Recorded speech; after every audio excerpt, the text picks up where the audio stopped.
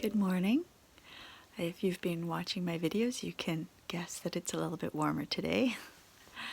And also by my hair, I've had an interesting night. Our cats had an interesting experience last night, and that came up, that has generated what I thought I could talk to you about today. So we have 3 cats and 1 dog, just so she doesn't feel left out. And we've been transitioning the cats to raw food. And I had done some research when one of my little furry friends was not doing too well, and found out just how bad kibble is as a diet, and I had no idea.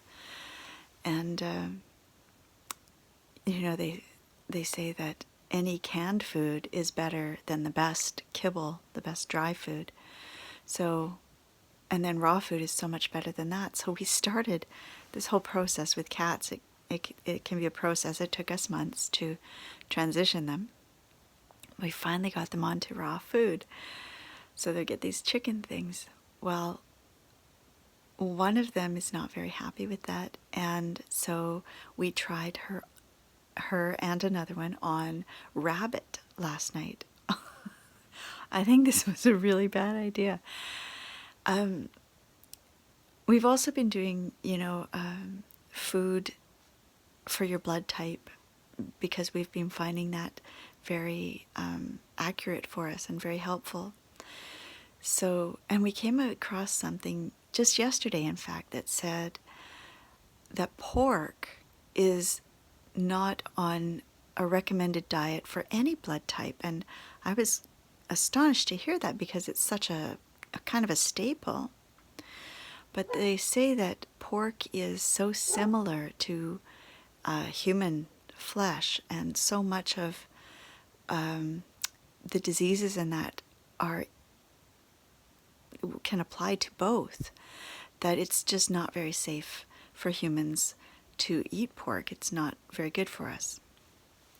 Well, last night when we fed this rabbit to the cats were crazy, like all night.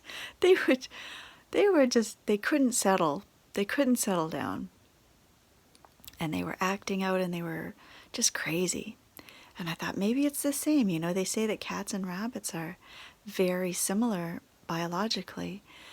And so we thought maybe it's the same for cats, that rabbit is not the best thing for them.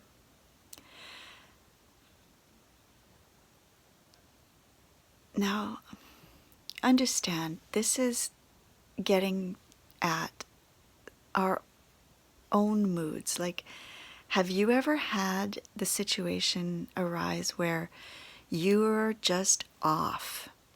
For whatever reason, you don't even know why, but maybe you're feeling really tired, or maybe you're just grumpy, or maybe you're anxious, and all of these moods and situations, and you don't even really know why, or achy, or, well, in the course of my healing from this illness that I've had for several years, I've learned so much about health, and particularly diet in regards to health. And we're just like, the science is just starting to figure this stuff out. Like, I don't know if you know this, but the human body is more bacteria than human. Like, you have way more bacteria cells in your body than you have human cells. And the science is just starting to investigate how that affects us. Not all is bad. A lot of bacteria are good for us. They're symbiotic with us. And some of them are not. Some of them are parasitic, or what's that other word? It slips my mind at the moment. But at any rate, not so good for us, or actively bad for us. And the science is just starting to investigate how that influences us. They're showing now that the bacteria has far more influence over us than we think it does. And in fact, like speaking for myself, my personality, who I thought I was for many years, like decades, was much more about what the bacteria were doing in me than who I was as a person at all. And I had no idea until I finally started to clean up my system in a very, thorough way, like incredibly thorough. But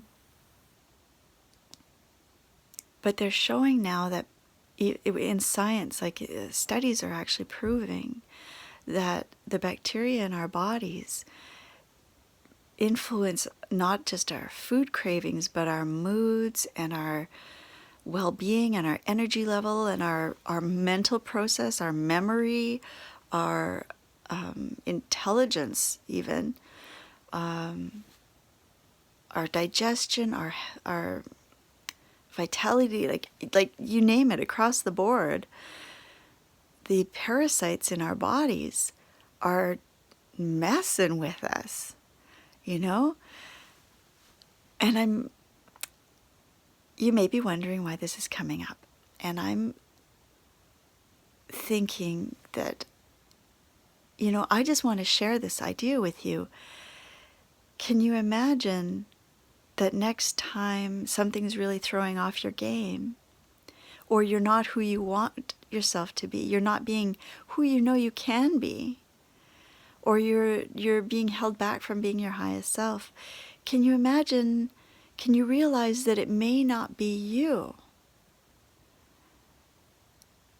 It might be stuff going on inside your body that's not really you. It's hard to say because for the most part we identify with our bodies. We think, this is who I am. If I'm feeling this way, I am feeling, right? It's not I have a feeling. That's not how we say it. Although that's far more accurate. We are not our feelings. Feelings come and feelings go. And if anything is transitory, it can't be our real selves. Because, for instance, imagine that yesterday I was happy, and today I'm sad, and tomorrow I'll be happy again. Well, I can't be any of those emotions because I'm still here through all of them, right? Or even your body. This is not the same body I had even a year ago. Our cells change all the time. And imagine yourself as a baby, and then as a toddler, and then as a school kid, and then as a teen, and then as an adult. Your body changes completely, right? Your body is not the same, but you are still you. So you cannot be the body. I was going somewhere really good with this. I'm sure I was. I'm forgetting where it was now. I guess I'm just getting at, see if you can't kind of differentiate between your body and yourself.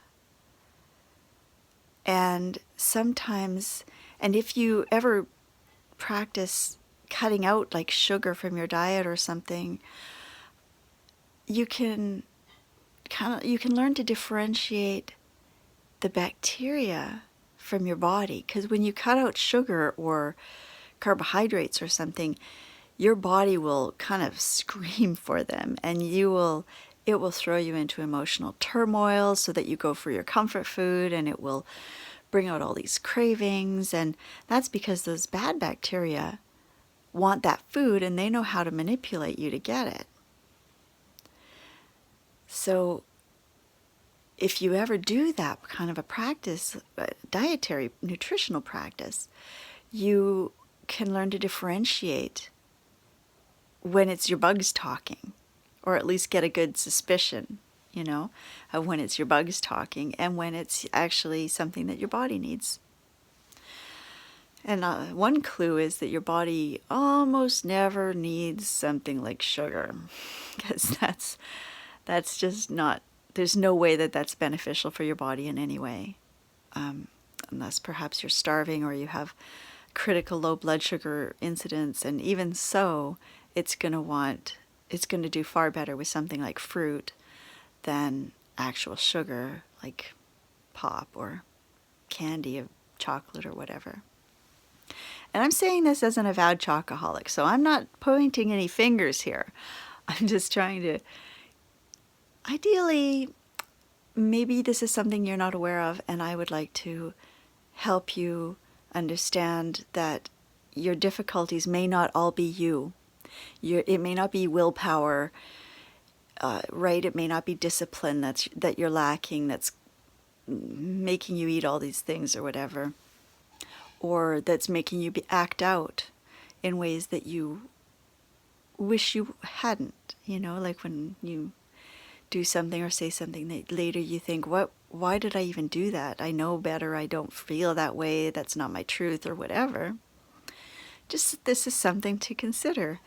Just try it out, I guess. And that's really all I had to say today. So I'm going to wish you the best of the day, and with a little bit more awareness of the beings that are sharing your body with you and how they impact your life. Anyway, have a wonderful day, and I will talk to you again tomorrow. Blessed be.